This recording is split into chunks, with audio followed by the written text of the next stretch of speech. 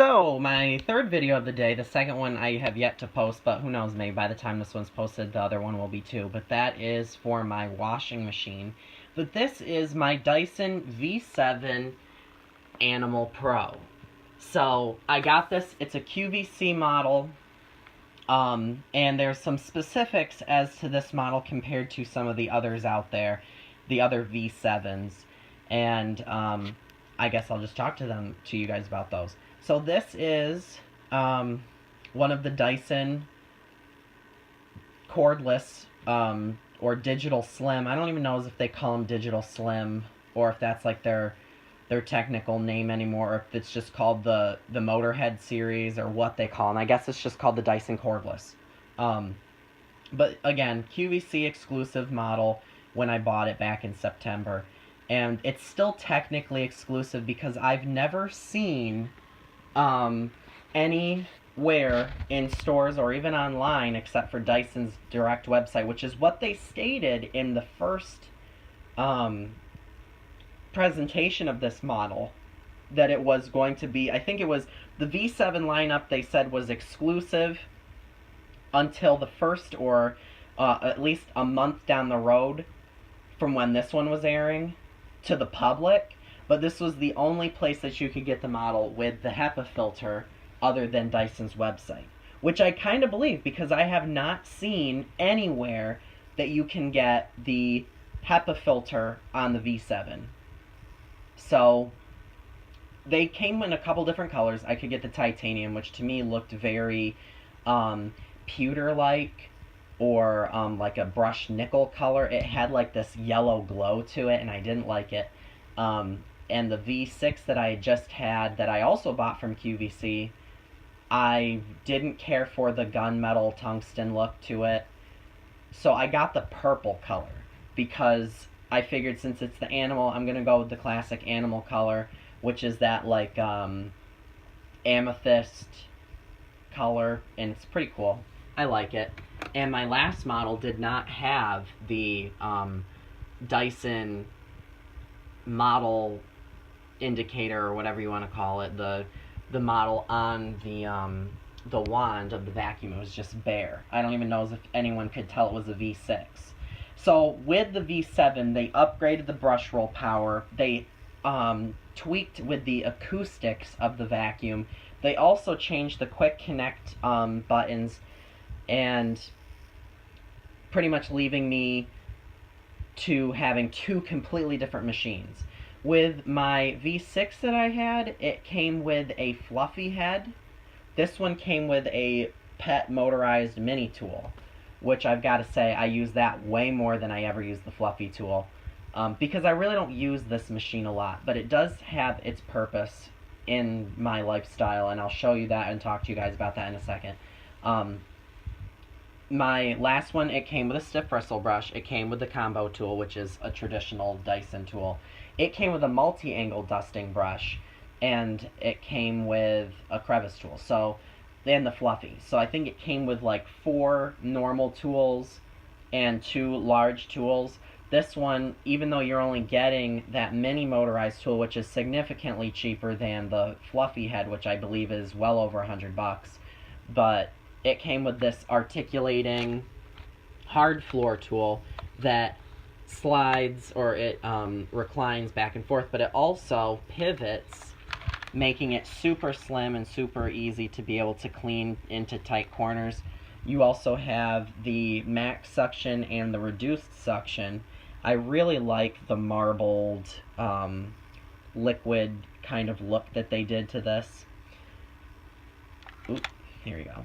And then you can see the underside. So it's kind of strange how this works. It has 2 separate suction channels on it.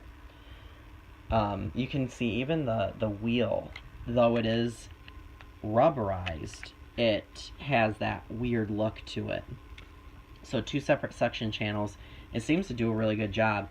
And then when you slide this to the minimum, or the reduced suction, let me see if I can get this to go, it opens those air vents, and then when you put it to max, it closes them. Now, it doesn't completely close them. It still leaves room for some dust and dirt to come through, because a lot of the way that it works is it pulls a lot of the dirt right through this front door area.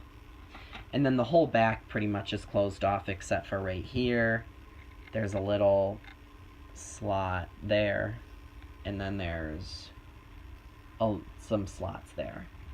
It is a lot smaller than it looks though, but it's the same size as the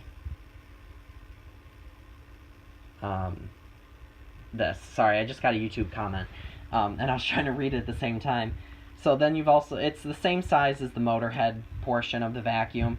Again, the quick disconnect, I didn't know if I would like it at first. I actually like it much better than the other Dyson tools. It's easier to attach, it's easier to detach, but again, because that happened, I couldn't use these machines interchangeably. I had to keep all the tools out for both of the machines if I wanted to use one or the other.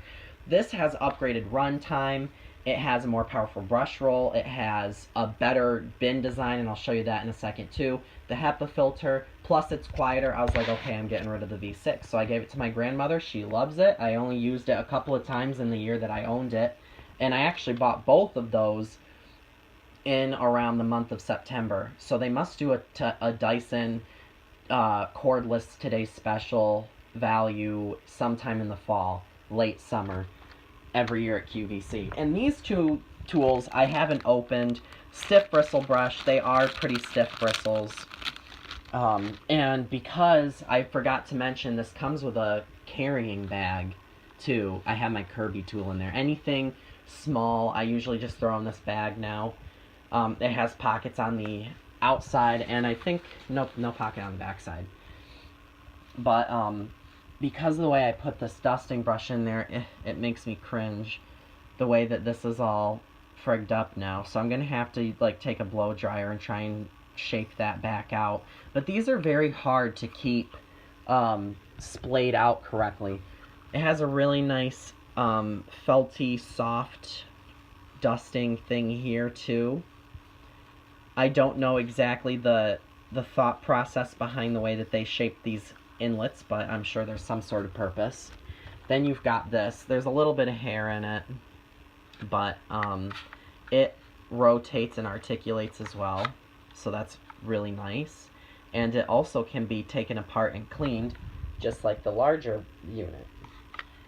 And I really like this. And it also has like a sensor inside of it, so if it starts to bog down, or even this one, it'll shut the whole unit off, which is strange. And it'll even do it if there's not enough airflow coming through. I think that's what really does it. Crevice Tool is exceptionally nice. I don't know what it is about this Crevice Tool, but I love it. I had an extension hose for the V6, but I didn't even have the V6 before I bought that. I bought that to go with my Dyson upright. So, another YouTube comment, sorry. So, I'm not getting rid of that, just in case I want to attach it to one of my Dyson uprights. So, it can't be used with this unit, though, which is unfortunate. So, after I went through all those tools, we'll get to the main unit itself. So, compared to my V6, the V6 had a little push-down thing back here that opened the door for your dirt. It did not have this, which is how you empty it now. This filter is the same, and this is very clean, just like my V6. This never got dirty. I don't know how, but it just didn't. And even if you look inside here, there's no dust buildup anywhere. Oh, there's a little hair there, but other than that, very, very, very clean. So I gotta say, it's pretty efficient. So I'll hold this with my feet because this is the only way I can, oops, I turned it on. This is the only way I can really do this. So when you pull up on this tab thing here, the whole inside filter screen here, which is made out of metal, you can, when you run your finger over it, it feels like a microplane. It squeegees all the dust and hair off the vacuum's intake, or the, yeah, I guess it's the intake for the bin. And it comes up completely, and this door opens, which because I did it so slow, it didn't come open all the way. So it cleans itself off. This is always clean inside of here because of that cool technology. And the bin, everything really comes off of it, comes out. It is kind of hard to get this to come back on because you can remove this bin. There's a button somewhere to be able to remove this plastic bin. And you can even remove this cyclone housing too. Maybe another video another day, but I accidentally did it when I first bought this thing and I was like, oh my god, I broke it. I was like, there's no way that this is supposed to come undone. I was like, I started to panic, but I didn't break it. So that's a good thing to note. And there isn't much difference except for runtime and brush roll power compared to this and the V8. So otherwise, they're almost identical. But this, it's funny because this has more power and it's supposed to be better than the V6 Absolute, I believe.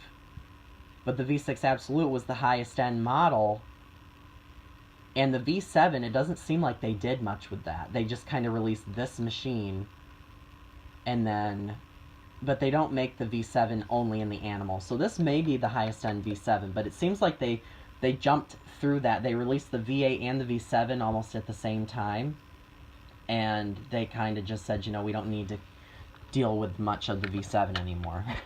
It was very short-lived. It's almost like the iPhone 8 and then they jumped to the iPhone 10. There's no iPhone 9. Same thing with the Samsung Galaxy Note. They had the 5, now they're up to the Note 7, I think it is, or something like that. So, easy to do this is let me close the door on this bin. Maybe you have to have I think you have to have the thing slid back down, and I'll get to that. But the reason that really sold me on getting this and getting rid of my V6 is because this never did this, which would have been fine. But this gasket here on the inside, the squeegee mechanism, keeps all the dirt from collecting up in here. And if you've seen my other video, I probably showed that. You could just pinch just a hair and all this fine dust and dirt and all this clumped up hair would get like caught inside this upper rim area, and it made me mad, so I very rarely used it.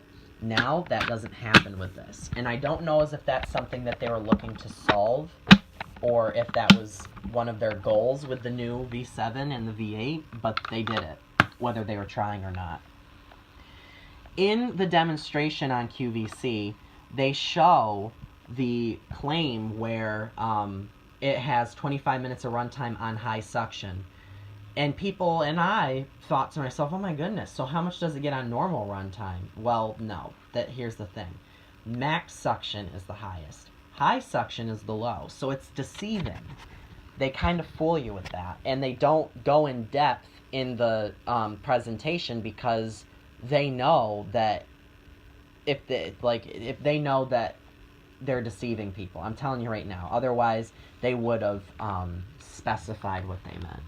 So here's the back of the Dyson, and there is no dust inside. If I can get this thing to focus. Come on. It's focusing on everything but my fingers. So there's no dust on it. There's no dust that... You can see the filter's clean. There's no carbon filter, or no carbon dust inside of it. And this is replaceable. I'd seen somewhere that somebody said that this isn't replaceable. It's replaceable. It comes right off. You can buy a new one. You can buy generic ones on Amazon. It's 100% replaceable. I mean, it takes no time at all. It twists on, it twists off. And it has a gasket around it. That's what this is right here. This rubber gasket. So it is replaceable. But like I said, I had seen some videos of people complaining about these. And I gotta say, as a collector-ish, someone who owns a couple dozen vacuums, who's used cordless machines in the past, I've used Sharks. I've used Eureka cordless quick up models, which are total junk. The Dyson cordless series definitely is the best cordless vacuum out there. It just is.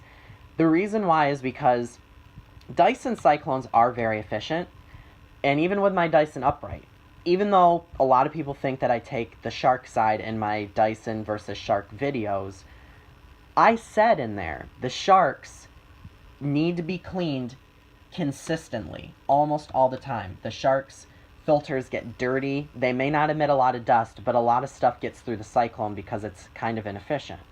The Dyson, however, every time I've ever washed the filters have always been clean. I've just washed them because I always wanted to wash out the bin, and the cyclones, they get dusty. But that filter that's like this on my Dyson upright, which I have not used in a long time, I should probably pull that out and do a video on it. It is always clean. The only dirt on any filter is the carbon on the motor filter. That's it. And it never developed a smell or anything. So it's a good, efficient, bagless upright. It's definitely one that I would recommend. I don't really care for its cleaning performance, but it filters very well. Dyson spent a lot of time making these brush rolls clean in one pass. And dust the floors, which I really like because Shark has yet to develop a one brush roll design that can dust and clean without having to have two brush rolls. And so you're getting consistent cleaning without the soft roller keeping like a good 2 inches away from your baseboards, because that soft roller is not digging into the carpet. It's just cleaning the upper part, which is my complaint about the Duo Clean technology. Maybe I should save that for another video. But this dusts with that one brush roll, which is carbon fiber filaments, and then it also has another brush strip here, which is like a stiffer, almost like a plastic or something like that, that really digs well. So it cleans very, very, very well, which makes it utilize its 25-minute runtime, which I believe is suction only. When you're running an electric attachment, it takes takes more power away, but it still is very efficient. It also has a lot of power for a cordless upright or a cordless machine. Now they say that this can easily replace your Dyson upright if you wanted. I would not go that far. I don't think that cordless is anywhere near replacing anything with a cord. I don't even care. I haven't used the new Shark machines. I don't know as if I necessarily will, because I feel like they're still sticking to their foam filter design, and I don't know as if I really like that. And I didn't like my Hoover React upright, and I believe Hoover's first crack at a cordless, which was almost specifically designed after this, the Hoover Cruise, is now on clearance or rollback for like $99 through Walmart, and it has like a 2 to 3 star review. Now, for some reason, I have seen a lot of complaints on these, and it's probably because of the asking price. But I gotta say, I really do enjoy using this. I really do. I know I haven't even gotten to the use part of it, but I just feel like I wanted to stress that. I know I'm gonna get a lot of hate, but I'm gonna get a lot of hate from the people who would have thought that I didn't like this, which I do. So you can't win. So I'm just gonna post my video and my opinions. But again, it could be made better, and the reason why I say that is because if you attach this onto the main part of the vacuum, your wand and everything here, if I can get this. Okay, so I have that attached. If I lift this up and hold it like this, okay, and I shake this, you can hear it, you can see it wiggle side to side. It's not very secure. You probably can't see the plastic moving here where it connects, but I don't really care for that. For the price, I think that they should be designing it better than they do, making it a little bit more sturdy. However, it is pretty sturdy because it's aluminum. It's an aluminum wand, and it's constantly being pushed. This is lightweight. But it's being pushed through deep pile carpet. I have yet to see one of these things in reviews or anybody saying, oh, mine broke, mine separated, this snapped in half, something cracked. I have not seen any complaints about that. And they also utilized a lot of power in a small footprint. There are some Simplicity and Riccar Stewards and the Simplicity A-Go-Go uprights that are geared to this, but it's almost like storing that Shark speed duo clean over there. It's about the same size. So I really think that this is a good vacuum, even though when I first saw these, any of these, the first time they ever aired a cordless Dyson, I said, that's not going to go anywhere. But I said the same thing about the Shark, or the Shark Powerhead or whatever, and that was a popular machine. And a lot of the Shark products, and people just love them, and it's strange. But I guess I can get some oatmeal for this. Sorry about talking. I'm just very particular. I'm gonna go get some oatmeal.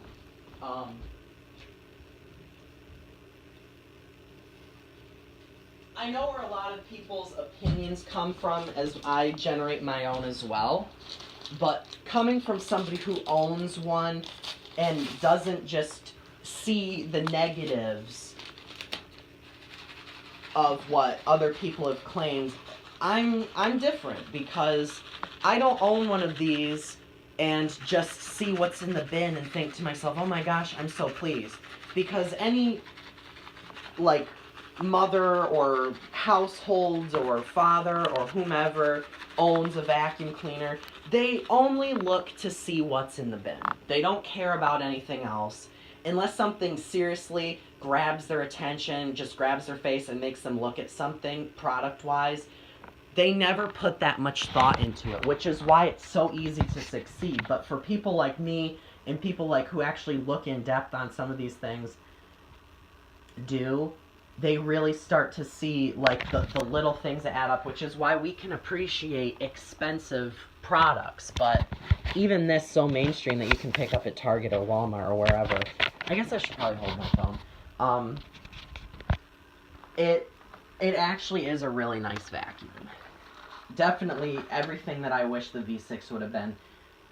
And I wouldn't have had to buy this one. But I'm really pleased that I finally got this one, and I got the performance that I wanted out of the V6 in this one.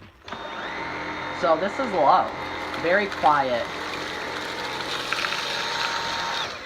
So I just want to show. It picked up everything except for this right here. But otherwise, it picked up everything that I just ran over. And I don't know what's wrong with my camera, but it's getting really fuzzy. Come on, camera.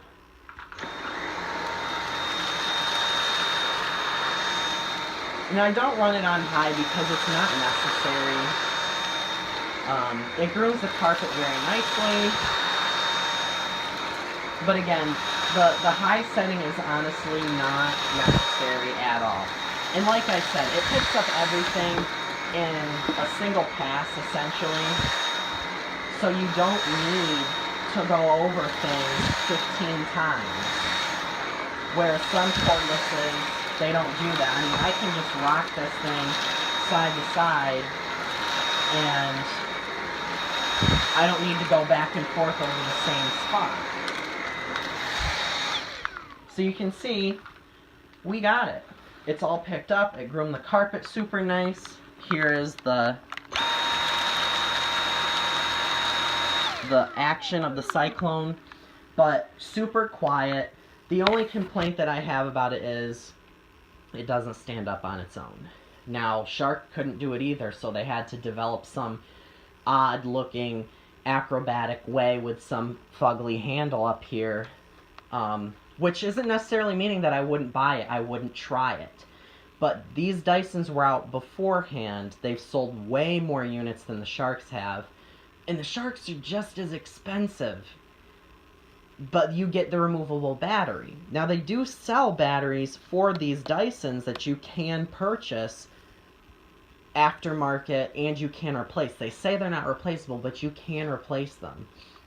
And I'm not disagreeing with other people's reviews or other people, what they have said in their comparisons and things. But I am very particular about what I buy. I don't necessarily say that I don't agree with what other people say. But I take this, I clean out my car with it. I don't go easy on it. I don't pick up just small certain things. This thing has just as good a filtration as most of my uprights that I see. Fine dust that gets into filters and things. There have been tests, but it is a cordless it's a cordless machine, and I also said that I don't think that this will replace your upright. And I own some zero particulate emitting machines. And I appreciate everybody's videos out there. I love watching them. I wouldn't continue to watch them if I didn't find them to be enjoyable to watch. But I really am hard on a lot of these brands out there that claim to be the best. And especially these consumer-friendly brands that everybody seems to want, like Sharks and Dysons. But I take stances on certain ones and certain opinions, and I give my own because I will either disagree or I will agree with what other people say on Sharks and Dysons. I gotta say, if I had to choose between the Sharks, the Dysons, the Hoovers, and I guess Bissell's kind of trying to get themselves into this lightweight, cordless, upright market, I would still choose my Dyson. I really would. It offers the most versatility with its attachments that are universal with their uprights as well, as long as you have the quick locking mechanism and such. And the Sharks may be the same way as well, but it's instant power with these Dysons. There's no wind up. This one's super quiet, and it's very efficient. And it has the wall mounting capability. It's much smaller, but it packs a bigger punch than the other ones out there can. And you get just a better working machine that you don't have to maintain that you will with the others out there. And it has a Hepa filter. The other ones don't have Hepa filters. So some of them, yes, they have good filtration. And I'm sure this leaks dust in some spots, but I don't use it as my full-time machine. I use it to pick up visible stuff. So I guess I should cut this video short. I don't mean to ramble. And I don't really have anything to compare this to. And this is a long video for me. It really is. So it'll probably take a while to upload. And I'm prepared for the dislikes. I really don't care. I speak passionately about this vacuum. I really do. I've owned 2 of them. I have had no problems with them. And it's not because I'm biased towards the Dysons. I'm not biased towards the Sharks. But this specific machine, whether it was a frickin' Eureka in my hand right now, brand aside, I just really enjoy using this a lot. So thank you for watching, if you watched it to the end. And please stay tuned for my new videos.